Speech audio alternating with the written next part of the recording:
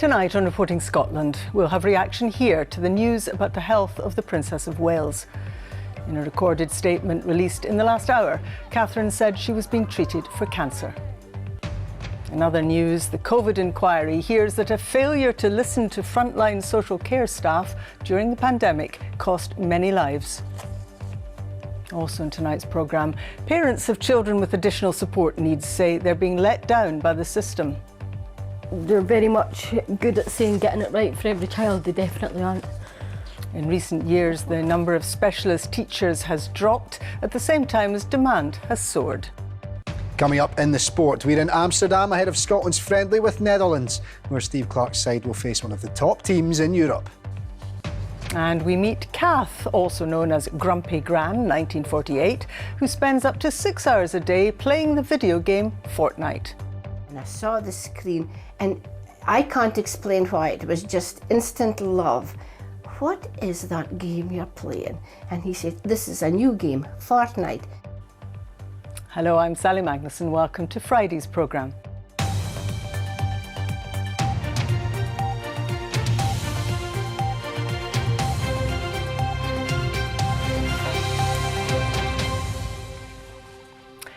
Princess Catherine, the Duchess of Rothesay, as she's officially known in Scotland, has revealed in the last hour that she's receiving what's described as preventative chemotherapy for cancer.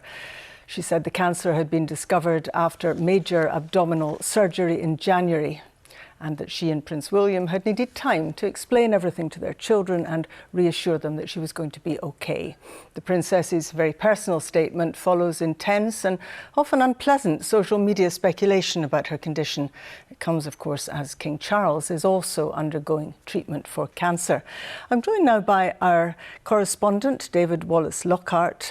David, we'll hear that full statement in just a moment, but this does come as a shock. Yeah, it definitely does, and this news is still really being digested, only coming out in the past 30 minutes or so. Now, we should say we don't know what kind of cancer the Princess has, we don't know what stage it's at, but it was announced at 6 p.m. this evening. It wasn't done on headed paper from Kensington Palace, it was done in a very personalised, quite emotional way in a video update from the Princess herself, and we can take a look at that video statement she gave just now. I wanted to take this opportunity to say thank you personally for all the wonderful messages of support and for your understanding whilst I've been recovering from surgery. It has been an incredibly tough couple of months for our entire family, but I've had a fantastic medical team who have taken great care of me, for which I'm so grateful. In January, I underwent major abdominal surgery in London, and at the time, it was thought that my condition was non-cancerous. The surgery was successful. However, tests after the operation found cancer had been present. My medical team therefore advised that I should undergo a course of preventative chemotherapy, and I'm now in the early stages of that treatment. This, of course, came as a huge shock, and William and I have been doing everything we can to process and manage this privately for the sake of our young family. As you can imagine, this has taken time. It has taken me time to recover from major surgery in order to start my treatment. But most importantly, it has taken us time to explain everything to George, Charlotte and Louis in a way that's appropriate for them and to reassure them that I'm going to be okay. As I've said to them, I am well and getting stronger every day by focusing on the things that will help me heal in my mind, body and spirits. Having William by my side is a great source of comfort and reassurance too, as is the love, support and kindness that has been shown by so many of you. It means so much to us both. We hope that you'll understand that as a family, we now need some time, space and privacy while I complete my treatment. My work has always brought me a deep sense of joy, and I look forward to being back when I'm able. But for now, I must focus on making a full recovery. At this time, I'm also thinking of all those whose lives have been affected by cancer.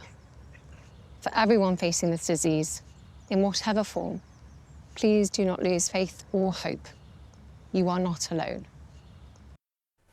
Very personal statement there. And Catherine stresses she's doing well, but anyone who's been in this position will understand the tremendous strain this family's under, especially with the welfare of the children at the forefront of their minds and with the social media pile-up that there's been. Yeah, and concern for the children was obviously very prominent in that statement there. Now, of course, the background to this is the Princess went into hospital in January for abdominal surgery. At that point, cancer wasn't thought to be present. She spent 13 nights at a London clinic before returning home in late January. And there's been huge amount of speculation since then. And of course, there was a bit of a social media storm created when the palace released a Mother's Day photo that it transpired had been digitally altered. The Princess then releasing a statement saying that, apologising for any confusion and saying, like many amateur photographers, she sometimes did use editing software. And then there was also a social media frenzy over one of the times she's been spotted in public lately at a farm shop in Windsor. There was a somewhat grainy video filmed of her leaving the farm shop, which led to speculation, some of it very outlandish, about body doubles. And we now know what the Princess and the wider royal family were dealing with at the point that all of this was going on. And let's remember, when it comes to the royal family, it's not just Princess who's got health concerns at the moment, the King also receiving treatment for cancer. So you can imagine the toll that would take on any family and how much that must be simply amplified when you're obviously as prominent and in the public eye as the royals are. This news only came out less than an hour ago. Has there been reaction yet in Scotland? Unsurprisingly, a lot of tributes already pouring in online and from both from Scotland and beyond. Just to say, the Prime Minister, one of the first to pay his tribute, saying that Kate has the love and support of the whole of the country, and did actually mention that he thinks she's been treated unfairly in some quarters of the media of late. We've also had tributes from Humza Yousaf, the First Minister. He's taken to Twitter to say he's deeply saddened to hear of the news of the Princess's diagnosis. Says he's praying for her swift recovery and says it will be an incredibly difficult time for the family. And he does urge people to respect the Princess's privacy as well. At this point, we've also heard from the leader of the Scottish Conservatives, Douglas Ross, also taking to Twitter to say he's sending his best wishes to the Princess and the family, and that we all know someone who's been through this kind of journey and that she will be in his thoughts and prayers at this time. Also hearing from Anas Sarwar, the leader of Scottish Labour, who paid tribute to that video that the Princess posted that gave out, saying that it was a courageous video to film. His thoughts are with her and wishing her full and speedy recovery. So tributes already pouring in from all corners of Scottish politics, and obviously everyone wishing the Princess a speedy recovery. And she's asked for space and time and privacy. The hope obviously is that she'll get it, but she will be out of action now for some time, I assume. Yeah, and towards the end of that video the Princess posted, she did talk about hoping to get time, space and privacy, not just for her, but for the entire family at the moment to process all of this. So I think it's safe to assume for some time we won't see Catherine taking on public duties. Our understanding is when it comes to Prince William, he will be following the sort of pattern he's been following recently anyway, of fewer public appearances while he devotes more time to his family while they go through this challenging situation. And just to mention once again, of course, we shouldn't forget that the King also receiving treatment for cancer at the moment. So certainly a difficult period, a disrupted period for the royal family, as everyone I'm sure will be hoping swift recoveries all round. Indeed. Thank you very much, David, for now. Now to the rest of today's news. A failure to listen to frontline social care staff about how to prepare for and cope with the pandemic cost many lives, according to the organisation that represents independent care homes. Dr Donald McCaskill, the Chief Executive of Scottish Care, was giving evidence to the Scottish COVID inquiry. He said that the pandemic response was a human rights failure that paid lip service to the rights of older people. Stephen Godden reports. As care homes bore the brunt of the first wave of COVID, Dr Donald McCaskill was a prominent voice for the independent sector. Today, his evidence to the Scottish COVID inquiry was blunt. He said the views of frontline social care staff were ignored, and that cost lives. We are walking into the potential of a future pandemic, having completely failed to learn the lesson that unless you have those at the table who know instinctively and at first hand what it means to manage a pandemic response in different settings, then you are destined to make the same errors again. During his evidence, Dr McCaskill said the pandemic response had been a failure that paid lip service to the human rights of older people. He said care home residents had been denied basic clinical care and that staff had been left paralysed with fear of the virus and of the constantly changing guidance. Listening from the public gallery was Cathy Russell, a member of the care home relatives group who spent a year unable to visit her mum in a care home. I'm full of admiration for the role that the frontline staff played, but I think the management of care homes, the senior management of care homes, eventually took a very resistant view to letting relatives in. Dr McCaskill said that while with hindsight care homes should have reopened sooner to visiting relatives, there was a but. That the more guidance began to be used as a tool against which to scrutinise, inspect and hold to account, that flexibility in interpretation at local level to be sensitive to local needs went out the window. Private care home providers have not, in some instances, appeared to follow the guidance that we require them to follow. Days after these comments from the then Health Secretary, care homes became a focus for a Crown Office unit set up to investigate COVID-linked deaths. Almost 5,000 cases remain unresolved. It is a real stain on the justice system in Scotland that this disproportionate action still remains against a workforce who, by vast majority, all they did was to try to do their best. Tomorrow marks the 4-year anniversary of lockdown. The questions about what followed continue. Stephen Gordon reporting Scotland. Getting it right for every child. That's the promise that the Scottish Government has made to young people going through school. But parents of children with additional support needs are concerned that it's not working for everyone. Figures out this week show a fall in the number of specialist teachers against a rise in pupils needing extra support. As things stand, more than a third of the school population has an assisted support need. That's a 7-fold increase since 2007. But the number of teachers has gone down. Across all school sectors, there are 500 fewer additional needs teachers than there were in 2010. Joanne Macaulay reports. So Josh has struggled right through primary, and I already worry sick about him.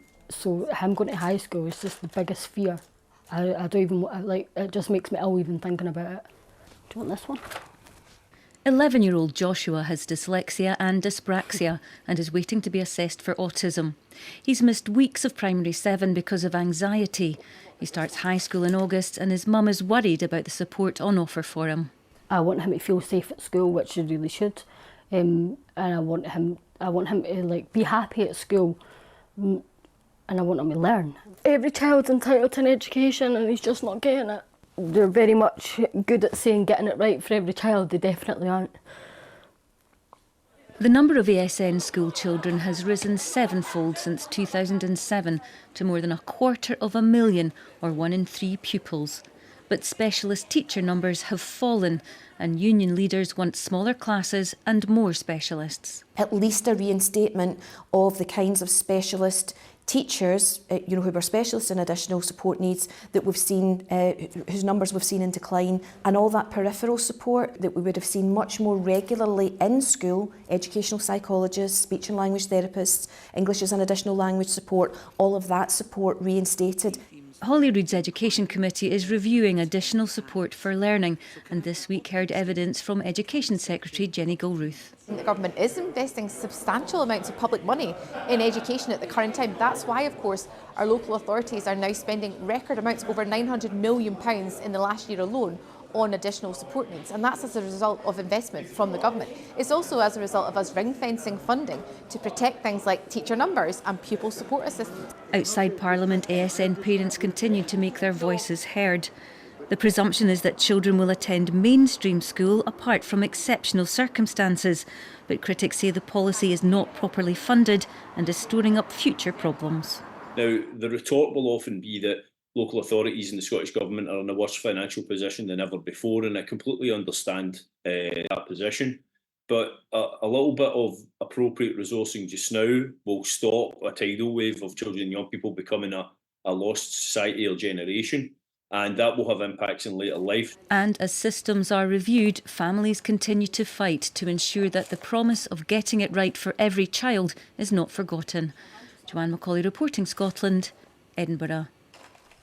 Some of the day's other stories now. NHS Lothian has been fined more than £200,000 for safety breaches. It follows the deaths of 2 patients who fell from hospital windows in separate incidents. The Health Board has apologised to the men's families and said actions had been taken to prevent similar incidents happening. There's a call for artificial 3G sports pitches to be banned in Scotland because of potentially cancerous chemicals in them. A study by Stirling University says that crumb rubber infill on pitches across the country should be replaced with an alternative material. The Scottish Government says there are no alternative options that are as effective as the current 3G pitches. Now, a 75-year-old woman from Murray has captured the attention of gamers from across the world after playing the online game Fortnite with a popular streamer. Kath Bowie plays it for hours every night and she's accrued around 10,000 followers. Rachel Bell went to meet her. In a game of survival of the fittest, there's only one woman for the job. Grumpy Gran 1948. Or, as we now know her, Kath Bowie from Keith. Be very careful, Rachel, getting down cliffs and that. She's been playing the survival game Fortnite for 6 years, having been introduced to it by her grandson. But one day, I just walked into his bedroom and it was the very first week that Fortnite came out. And I saw the screen and I can't explain why. It was just instant love. Hooked, she eventually started streaming under her gamer name. And I said, but what will I call myself? And obviously, my granddaughter, I had been niggling at her for misbehaving, and it was her that said, call yourself Grumpy Gran, because that's what you've been doing all day. Here in the back bedroom of her home in Keith, Kath can play Fortnite for hours on end every night with an online community of gamers, some of whom have actually become her close friends. Well, a very close dozen, yeah. I really mean it. I have got 2 gentlemen from Texas that are getting married, maybe in another year, and we're so close that they are going to be coming over to stay with us. As perhaps one of the oldest Fortnite players, Kath has attracted a lot of attention, including from professional gamer Cypher PK. Let's get a win. Let's get a good win. Here we go. Here we go. Their interaction has had more than 700,000 views. Hey, hold still. Has somebody ever give you a hug? Okay.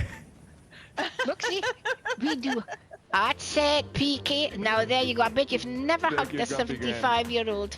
There was even a song to celebrate their gaming victory. Well, you canna shove your granny off a bus. I would never. You canna shove your granny off a bus. You canna shove your granny. Kath has doubled her followers in the past week and has no plans to slow down. Do you think you'll continue with Fortnite? Yes, you know what my aim is? My aim is to reach 80. But then, well, you know what I mean? At 75, I've no idea if I will. I'm very well just now. So I'd love to be 80 and still streaming. Didn't know if it's going to happen, though. Rachel Bell, reporting Scotland, Keith. We are loving this. Oh, what a woman Kath is. I know, and you play Fortnite? I do, and she makes that look easy, by the way. It's not as easy as she makes it look. What's it about? It's a wee figure going round with Exactly, wings? yeah, pretty much. I think she summed it up pretty well, yeah. Maybe a little bit different to that, Sally. But I've just got you canny shove your granny stuck in my head now. I know. Not as good as Kath. That's all I'm going to say about that, Sally. And if we were to come on Fortnite and ask you to Yeah, I can show you the ropes. I could sing a wee song. You canny, shove your gunny Absolutely. up. I'll do that. Give Sally. us a sport. Thank you, yes. To this sport now, yes. And Scotland will kick off against Netherlands in less than an hour's time, with captain Andy Robertson and his teammates set to test themselves against one of the best sides in Europe at a packed Johan Cruyff Arena, with Hearts striker Lawrence Shankland in the starting 11. From Amsterdam, here's Jane Lewis. Well, the Scotland fans have certainly been enjoying themselves here in Amsterdam ahead of tonight's friendly against the Netherlands. Just under 2,500 fans have made the trip over here, and they're expecting a tough one against the Dutch, but it's one they're looking forward to. We've actually competed against top teams. Spain twice, went 1-0 up against France, so Netherlands aren't as good as them. We've got a chance. It's a perfect time to chance our luck against these teams. We've got the Germany coming up in the summer. We might as well try whatever we can to see what's best to get us results when we get to Germany. 2-1 Scotland. Shankland to score. Why are you so confident? Assisted by McGinn. Why are you so confident? Because we're good. We've got a great squad. Brilliant. Best we've ever had in my lifetime anyway. Well, in contrast, it's been a fairly quiet afternoon for the Scotland players. As you can imagine, they enjoyed a short stroll earlier today, with the Scotland manager Steve Clarke tonight promising to do something a little bit different. Whether it's been a back four or a back five, Scotland have looked really comfortable. Midfielders are scoring goals, the team functions really well when everybody's available, so I don't think there's too much to change, but maybe some tweaks that are going to help in games like this when it comes to a tournament where you're maybe having to find a different solution, and maybe that's what Steve's talking about. So it's a Dutch test for Scotland this evening. One thing's for sure, the Scotland fans are certainly up for it. Jane Lewis, reporting Scotland, Amsterdam. Partick Thistle women will try to win their first silverware when they take on Rangers at Tynecastle on Sunday in the final of the League Cup. The Joe Potter's Rangers team may be the holders and favourites, but the match could be closely fought as the teams drew 0-0 when they met in the league last month, and both sides go into the match confident they can win. We maybe are the favourites going in, but we can't underestimate the opponent. Our full focus is on us and what we can do to play better against them. So yeah, all we're looking at is ourselves and how we're going to get that win. Yeah, we know how big of a challenge it is. They're a really, really good side, but we're full of confidence ourselves. We're a good team, and we've already sort of stopped them scoring once this season, so we're confident we can do it again. Scotland will look to the experience provided by the likes of front row Lana Skeldon as they begin their Women's Six Nations campaign against Wales at Cardiff Arms Park tomorrow before home ties against France and England. The match is live on BBC Two and iPlayer, and though the Scots have been forced into a late squad change owing to an injury to flanker Rachel McLachlan, they're determined to end a run of 3 defeats against Wales. We're going out there to impose our game on them. We want to front up physically, and we've got a great backline as well, so we want to utilise that as well. But I think for me, personally, the forwards, we really want to give our backs a platform to play off, and also take our opportunities when they're there. So I think it's actually just a blend between the forwards and the backs, and just fronting up physically and meeting them at the game line. Some golf news now, and Robert McIntyre is in the middle of his second round at the Valspar Championship in Florida, the latest PGA Tour event, and he's rustling a few feathers. He's currently playing 18th hole at the moment. He's on level par and in line to just make the cut, but it was a friendly joke here that he and his caddy lined up. A reminder to the American crowd of Team Europe's victory over them at the Ryder Cup last year, just in case they'd forgotten the scoreline. I certainly hadn't, Sally. And just before I go, Andy Murray's Miami Open second round match has been delayed because of rain, so he'll be on hopefully later tonight. Great stuff. OK, thanks very much indeed, Lewis. Let's get the weather forecast now. Here's Kirstine. Good evening to you. It's been a very unsettled day of weather with frequent blustery showers, and certainly the showery theme continues overnight. These showers driven in on strong to gale force west to northwesterly winds. They'll turn wintry over the hills and high ground above around 300 metres, thundery at times with hail in the mix. The risk of some icy stretches as temperatures fall to around freezing for some inland areas, and staying very windy around the coasts and across the Isles. To tomorrow, we'll have more showers feeding in again on these strong northwesterly winds. The winteriness, though, becoming confined to the hills as we go through the day. It'll stay very windy, particularly around the coasts and across the Isles. Temperatures of around 8 to 10 Celsius, but feeling much colder than that in exposure to the wind. There will, however, though, be some brightness and sunshine developing in between the showers at times. If you're heading to the hills, really quite arduous conditions tomorrow. For the more western ranges, we'll have frequent showers of sleet and snow, strong to gale force northwesterly winds bringing the risk of buffeting and significant wind chill, and that will be the case across the more eastern ranges too. Showers of sleet and snow and temperatures hovering around freezing with those strong to gale force northwesterly winds. Into tomorrow evening, and very gradually the showers will fade from western areas. Frequent showers though for the Northern Isles and the northeast, wintry on the hills. A look ahead to Sunday, and low pressure will be anchored in the North Sea. Still quite a breeze along eastern coasts initially, as well as a scattering of showers across the Northern Isles and the northeast, which will be wintry on the hills. But overall, a much quieter scene. We'll have some sunshine around, much lighter winds, highs of around 11 or 12 Celsius in the south, 7 to 9 Celsius in the north. Into next week, another area of low pressure will become anchored to the west or southwest of Scotland, and it'll throw some weather fronts our way at times. So Monday will bring a good deal of cloud, some patchy rain moving in from the southwest as we go through the day. The best of the brightness and sunshine will be across the north and northwest. Generally light winds, highs of around 7 or 8 Celsius. That's the forecast. Thanks very much, Kirstine. And going back to the news that the Princess of Wales, the Duchess of Rothesay here, of course, is being treated for cancer. David Wallace Lockhart is still here with me.